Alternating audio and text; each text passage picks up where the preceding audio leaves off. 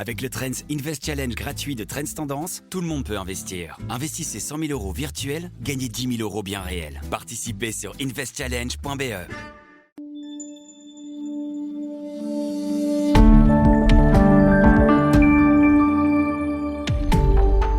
Un 1er mai politiquement et socialement explosif. Salut Baptiste. Bonjour Olivier. Alors la fête du travail, on a l'habitude, c'est toujours le moment où c'est la grande musculation verbale, tout le monde vient avec ses slogans, un moment de haute tension politique et sociale. Mais cette année, plus que jamais, on a l'impression qu'il y a une forme de fébrilité dans l'air. On a vu le fait que, c'est pas inhabituel que Georges-Louis Boucher fasse des sorties un peu à l'emporte-pièce, mais là il s'en prend encore fortement au syndicat considéré comme le cancer de la Belgique sur fond de tensions et de grèves à Bipost notamment. Paul Magnette tape sur le clou de la Belgique est le malade de l'Europe à cause du gouvernement de Wever. Il y a même des tensions entre les partenaires sociaux, mais même la FEB et le gouvernement de Wever. Donc on voit que donc on voit que ça part un peu dans tous les sens. Et même tu l'as écrit aussi cette semaine au Parlement, c'était la chienlit quoi. Oui, tout à fait. Une poudrière, comme je le disais. Alors, les tensions sont toujours relativement fortes, surtout sous cette législature au Parlement. Mais là, effectivement, depuis plusieurs semaines, maintenant, il y a un jeu qui joue là et qui commence sérieusement à être un peu dérangeant. Dans le sens où l'opposition en fait joue la flibuste depuis plusieurs semaines, donc depuis voire un mois, et c'est la loi programme en fait de l'Arizona qui est reportée, donc l'examen. Oui, c'est toujours une loi fourre-tout, mais dans laquelle il y a des choses importantes quand qui même. Est décisive en fait, parce que ce sont toutes les mesures qui influencent le budget. Et on se souvient, obtenu de haute lutte à l'automne dernier entre les partenaires de l'Arizona. On sait bien que ça n'avait pas été facile, comme faire tous les chameaux puants. Dixit de Wever, oui. Voilà, mais là, on ne va pas rentrer trop dans les détails techniques, mais l'opposition en fait se sert d'un mécanisme pour renvoyer certains amendements au Conseil d'État. Et qu'est-ce que ça a pour effet ? Ça a pour effet de reporter l'examen de cette loi programme. Alors, il y a plusieurs choses assez dérangeantes, comme je le disais. Premièrement, c'est que l'opposition PS et Écolo en tête doivent s'allier avec le PTB et le Vlaams Belang pour trouver ce quorum et repousser cet examen. Alors voilà, c'est jamais louable. Ce genre d'alliance se fait à tout niveau, mais quand même, c'est quand même pas très sexy. Généralement, on essaie de l'éviter. Voilà, on essaie de l'éviter exactement. On a aussi un deuxième problème, c'est que c'est la 3e fois, comme je le disais. Donc maintenant, il s'agit quand même d'un mécanisme qui je le disais, qui n'était pas très glamour, mais en fait c'est purement des manœuvres politiciennes plutôt que de l'opposition constructive. Donc là on commence quand même à déborder sérieusement. On peut rappeler quand même que le budget, on se fait tacler par les agences de notation les unes après les autres. Oui, c'est des mesures qui sont quand même indispensables si on veut maintenir notre trésor public sur les rails. Oui, c'est ça. Et puis il y a une question plus fondamentale, c'est que les élections ont eu lieu. La majorité a obtenu la majorité, mais donc elle a pour appliquer son programme. Et donc quelque part, bien sûr qu'on peut s'opposer, on peut manifester, mais bloquer ainsi les institutions avec des mécanismes, que je le disais, très, très techniques et de la flibuste, on peut quand même se poser un certain nombre de questions, même si évidemment du côté de l'Arizona il y a aussi une part de responsabilité, mais quand même ça devient un peu n'importe quoi. Mais c'est vrai que c'est un peu j'allais dire de bonne guerre. Je me rappelle des séances parlementaires avec des milliers d'amendements où on passait des nuits entières à essayer de faire adopter des réformes impopulaires. Donc il y a un côté habituel sans doute, mais c'est vrai qu'ici on est quand même dans des reports qui sont à répétition et qui deviennent préjudiciables. Budgétairement surtout, on est au bord du précipice. Mais c'est vrai que tout ce budget conditionne tout. Tu sais que pour une fois cette semaine il y a eu un accord, alléluia, entre les partenaires sociaux. C'est tellement rare qu'il faut le saluer au sein du groupe des 10. Et c'est un accord qui n'est pas banal vu que ils ont développé une alternative patronat et syndicats, une alternative à l'indexation, au fameux plafonnement de l'index qui avait été décidé par l'Arizona. Et en fait, c'est pas inintéressant, parce que c'est vrai qu'on sait que l'indexation des salaires est à la fois bienvenue dans notre pays parce qu'elle défend le pouvoir d'achat, mais en même temps, en cette période de crise inflationniste à répétition, on a déjà eu celle de l'Ukraine, la crise énergétique, mais maintenant évidemment la guerre au Moyen-Orient, tout ça fait que l'énergie pèse beaucoup sur les prix et que du coup, on le sait, quand inflation il y a, on se retrouve avec une indexation automatique et que ça pèse lourd sur l'économie. Donc eux, leur alternative, c'est de dire on va lisser dans le temps ces augmentations du coût de l'énergie. Donc c'est une manière quelque part structurellement d'adapter le mécanisme. On sait que le patronat est très en demande de ça, c'est-à-dire de trouver une solution un peu pérenne à cette difficulté pour la compétitivité. Donc, du coup, on se retrouve avec quelque chose d'assez amusant, si j'ose dire, c'est que la FEB rentre dans l'art du gouvernement de Wever. Oui, de l'Arizona, ça c'est quand même quelque chose d'assez inédit, et c'est dans la prolongation de la journée chaotique que j'évoquais hier au Parlement. Au Parlement, ouais. Donc, ce chiffre de l'inflation qui devait normalement être publié à la mi-journée mercredi. Oui, c'est assez classique, en fait, c'est une publication qui a lieu... Voilà, et là encore, sans entrer dans les détails, mais... Le calcul de cette inflation doit passer par les rangs du patronat pour être validé, pour être publié officiellement. Des partenaires sociaux, oui, pas que le patronat. Pour être publié sur Statbel. Et si ce n'est pas le cas, ça doit passer par le ministre responsable, c'est-à-dire David Clarinval en l'occurrence. Donc finalement, ces chiffres, et c'est bien là l'essentiel, ont été publiés en fin d'après-midi. Et qu'est-ce qu'ils montrent ? Que l'inflation est passée de mars à avril de 1,65% à 4,01%. C'est pas rien, hein. J'ai vu que Bruno Coleman, notre ami économiste, parlait déjà d'une inflation à 6% à la fin de l'année. Donc, mais c'est pas rien. Évidemment, c'est toujours difficile de faire des projections vu le conflit et on ne sait pas comment ça va aboutir. Mais je le disais, l'inflation, et tu l'évoquais aussi, influence évidemment l'indexation.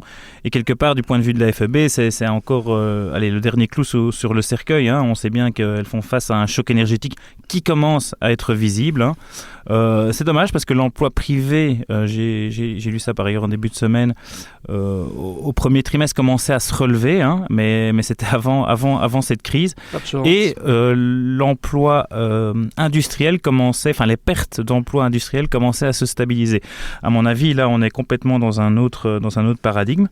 Pas oublier aussi sur le débat sur cet plafonnement de l'indexation, au-dessus donc des salaires bruts de 4 000 euros. En fait, les entreprises devaient encore payer pour moitié leur part, en fait. C'est pour ça que la FEB grince dedans aussi. Voilà, il parle d'une taxation des entreprises cachées. Et donc, oui, l'Arizona et l'État belge pouvaient espérer récupérer plus d'1 milliard d'euros, mais pour les entreprises, c'était pas du tout le même calcul.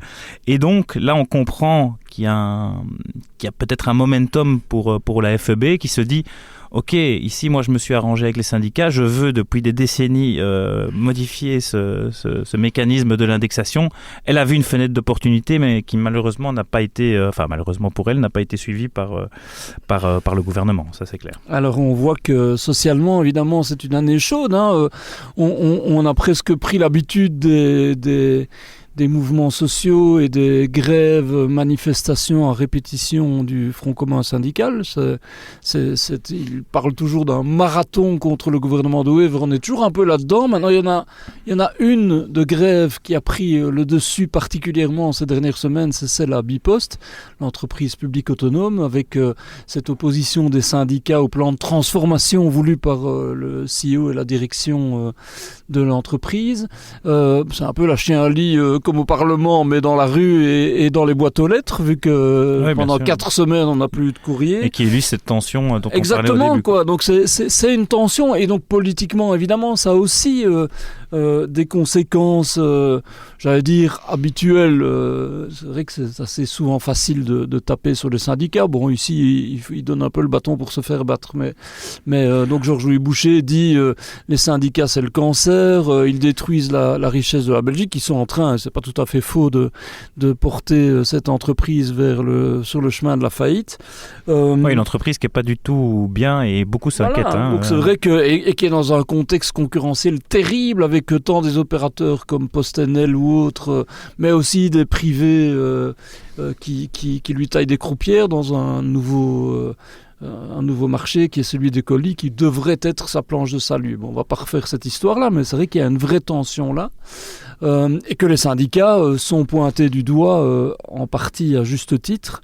Et là aussi, on sent qu'il va y avoir politiquement des effets. Donc je parle des déclarations de Boucher, mais on sait que l'Arizona veut toucher aux syndicats et aux mutualités. Il y a une proposition de loi déposée par la NVA qui vise, alors ça ne concerne pas des montants très importants, hein, mais l'objectif c'est de faire en sorte que par rapport à toute la réforme du chômage, les syndicats ne touchent plus autant qu'ils ne touchaient auparavant pour leur travail d'accompagnement et de versement des allocations de chômage. Bon, on parle de quelques dizaines de millions, ce n'est pas des montants énormes, mais c'est pour dire qu'il y a une vraie volonté de la part de la majorité de s'attaquer aux syndicats, en sachant que ce n'est pas gagné, parce que Vorreut et les engagés, ce n'est pas du tout sûr qu'ils suivent. Hein. Non, ni sur les mutuelles. Hein. Alors évidemment, l'opposition, elle s'en donne à cœur joie, hein, que ce soit au Parlement, mais aussi dans la presse. Là aussi, hein, on l'a dit, c'est le 1er mai demain. C'est presque devenu une date un petit peu symbolique du calendrier politique, en tout cas. Surtout depuis que, tu sais, hein, depuis que c'était un rendez-vous de la gauche syndicale et du Parti socialiste. Bon, évidemment, il y a le PTB qui en a fait aussi du gré à moudre, mais maintenant, cette année-ci, le MR, il se retrouve à Blény, dans la mine. Donc, et ils en ont fait un rendez-vous, tu as raison, important aussi. Et donc, Paul Magnette fait une sortie ici dans la Libre. Hein, la politique de Bardewever ne marche pas. La Belgique est devenue le malade, effectivement, de l'Europe. Hein. Le malade de l'Europe, rappelle-toi, c'est The Economist qui disait souvent c'était l'Italie qui se retrouvait dans cette situation-là. Ben voilà, c'est nous, peut-être. Oui, c'est ça. C'est-à-dire qu'il est revenu avec ses marottes habituelles, donc la taxation des grandes fortunes, son fameux modèle espagnol. Hein. Le fait que la Belgique n'a pas un problème de dépenses, mais un problème de recettes, ça, il l'avait déjà évoqué avec nous, donc business as usual. Mais on peut quand même ok, là on est du côté de l'opposition, mais les discussions budgétaires, hein, ça chauffe quand même. J'ai évoqué, mais on sent qu'on est à nouveau dans un moment opportun, mais qui montre, comment dirais-je, au début de la législature, on avait dit que ça serait une coalition plus ou moins homogène. Et là, on voit que, évidemment, face à ce mur budgétaire, mais qui en est déjà à son 3e palier, j'ai envie de dire. Hein, il y avait les 20 milliards de départ, les 9 milliards de l'année dernière. Et maintenant, on parle d'un effort, alors qui varie, 4 à 5 milliards pour revenir dans les normes européennes, Dixit, Bardewever. 7 milliards, j'ai vu ce matin dans la presse, Dixit... Van Petegem, du CDNV, qui est ministre du budget. Qui est ministre du budget. Les experts nous parlaient, pour Trends Tendance, de plutôt 11 milliards. Donc, quelque part, oui, je le disais, c'est vraiment le fil rouge de cette législature. Alors, évidemment, tout le monde maintenant, il va de ses propositions. Le Vorreut a remis sa taxe sur les millionnaires sur la table, a même menacé de bloquer le gouvernement s'il n'était pas entendu. Ce que le MR avait fait 2 semaines plus tôt, on s'en rappelle. Et le MR a déjà dit no passaran à de nouvelles taxes. Voilà, exactement. Donc, ici, on a quand même un point important, et si pas peut-être un danger de survie pour cette coalition. Oui, non, c'est clair. On sent que le gouvernement de Wever est pratiquement à l'arrêt, pas complètement, on va en parler, mais en tout cas sur ces questions budgétaires et sur les réformes structurelles qu'il doit mettre en place, on sent que ça se frite pas mal, ça se déchire entre, comme tu l'as dit, des éléments d'une majorité qui n'est pas vraiment homogène. Il y a quand même une pression très forte, alors pour Bardewever c'est presque une bonne nouvelle, hein, de dire les agences de notation nous rappellent qu'il n'est pas question de dépenser à tout va. On l'a encore vu avec les fameuses mesurettes pour aider les gens face à la crise énergétique. Il y a plus d'argent dans les caisses, donc mais ça sert son narratif. Voilà, mais ce blocage là, ou en tout cas cette paralysie, le mot est peut-être fort, mais le fait qu'il n'y ait plus vraiment d'ambition. Quand même, hein, quand tu vois la réforme des pensions, elle a été reportée finalement l'année prochaine. Oui. Il y a eu ce report des accises. Choc énergétique aussi oblige, mais quand même. Le conclave budgétaire est reporté à l'été. La TVA, rappelons-nous, la réforme de la TVA qui a été complètement burlesque est passée aussi à la trappe. Donc, on sent que ça grippe méchamment. Et rappelle-toi, Bardewever avait donné des interviews quand son bouquin sur la la prospérité sorti en français à plusieurs quotidiens et médias. Et la réponse de Paul Magnette que j'évoquais. Voilà, et il avait dit exactement. Et il avait dit, moi, si ça coince trop fort, si je ne parviens plus à faire les réformes que j'ai promises pour sauver la prospérité du pays, je m'en vais. Donc, est-ce qu'il y a un calcul de la part de certains de se dire, ok, peut-être que Wever pourrait faire un pas de côté, ou en tout cas, une crise ne nous dérangerait pas forcément. Suivez mon regard pour certains qui y rêvent en se rasant le matin. C'est possible, en tout cas, on est dans ce moment-là qui est quand même problématique. Je disais paralysie, mais pas complètement, parce qu'il y a quand même une annonce qui a été faite cette semaine qui fait l'effet d'un choc, c'est qu'il y a des négociations avec Engie et pas pour rien. Oui, on ne pouvait pas ne pas l'évoquer dans ce podcast, effectivement. Sur d'autres dossiers, le gouvernement Arizona avance. On avait des doutes sur Mathieu Billet, sa capacité à pouvoir négocier avec Engie, qui a joué très dur durant toute cette séquence, parce qu'en position défensive, et elle n'avait rien à... Enfin, elle avait pas rien à perdre, mais quoi qu'il en soit... ils ont décidé de mettre le cap sur le renouvelable, donc quelque part, pour eux, ça compte plus dans leur business. Il fallait que l'État vienne les chercher, c'est apparemment ce qu'il est en train de faire. Donc il y a des négociations qui vont s'ouvrir non seulement pour reprendre tout le parc nucléaire, mais toutes les activités, compris le démantèlement et la gestion des déchets. Franchement, c'est un gros truc. Donc c'est une décision assez énorme. Alors tout le monde comprend bien le besoin, et je pense qu'une majorité de la population en est bien conscient, de sauver l'approvisionnement énergétique, de renforcer l'approvisionnement énergétique. Alors, on a déjà interrogé plusieurs personnes ce matin, mais Damien Ernst glissait à un collègue, lui, non, il ne voit pas trop gros de problème. Combien ça coûtera? Pas forcément des milliards, parce selon lui, Engie veut se débarrasser de ses actifs. A encore du business à faire avec la Belgique au niveau du gaz, donc ne va pas monter les enchères trop haut, si je peux m'exprimer comme ça. Bruno Coleman était beaucoup plus dubitatif, je lisais là dans la Libre. On peut avoir une ardoise oui, certainement plusieurs milliards d'euros. Alors, il faut se le dire, c'est quand même un sacré pari dans le contexte qu'on évoquait budgétaire. C'est d'abord un pari technique, parce qu'il faut remobiliser un certain nombre de réacteurs qui ont été mis à l'arrêt. Et ensuite, c'est un pari financier. Combien coûtera cette énergie, combien coûteront les travaux qui seront nécessaires sur certains réacteurs pour les remettre aux normes, et combien coûteront cette gestion du démantèlement et des déchets, qui sont toujours des prévisions de ce que ça pourrait coûter. On sait qu'il y a un fonds qui est destiné à ça, qui est déjà nourri par Engie à coût de plusieurs milliards. Mais quand même, c'est un pas sans doute positif pour notre approvisionnement, mais c'est quand même un sacré pari.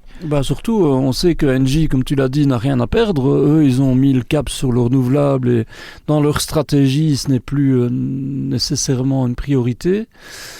On sait que les négociations entre l'État et Engie, c'est toujours très compliqué. On s'est déjà fait rouler dans la farine quelques fois, justement parce qu'on est en position de faiblesse. Donc à la fois une très bonne nouvelle, tu l'as dit. Il y a d'ailleurs déjà des choses qui ont été mises en place. Il y a déjà des structures qui ont été mises en place par l'État pour gérer certains pans de la transition et du nouveau nucléaire. Donc quelque part, ça se préparait, tout ça. Maintenant, il faudra voir comment on va le faire atterrir et à quel prix, dans le contexte que l'on a décrit tout au long de ce podcast, c'est-à-dire un budget sur lequel il n'y a pas beaucoup de marge. Donc, les réactions sont plutôt positives, franchement, de ce que j'ai vu, parce qu'effectivement, on n'arrête pas de nous seriner avec l'autonomie stratégique. On sait que la guerre au Moyen-Orient est en train de déstabiliser pas mal de choses et nous remet dans ces difficultés. Donc à saluer, mais autour du 1er mai, il y aura de quoi discuter autour des bras zéro, j'ai l'impression. Ça, c'est clair. Et si le gouvernement veut transformer effectivement ce paradigme énergétique, il devra pour ça être toujours en place. Et c'est là que la clé de ce conflit social... Donc, on se disait c'est peut-être une année de transition. Je crois que ça ne peut pas l'être, en aucun cas. Merci Olivier. Merci Baptiste. C'est tout pour aujourd'hui. Vous vous intéressez aussi à l'actualité boursière et au conseil des investisseurs. Alors retrouvez-nous également sur le canal Trends Bourse. À très bientôt, ici sur Trends Tendance et sur Trends Bourse.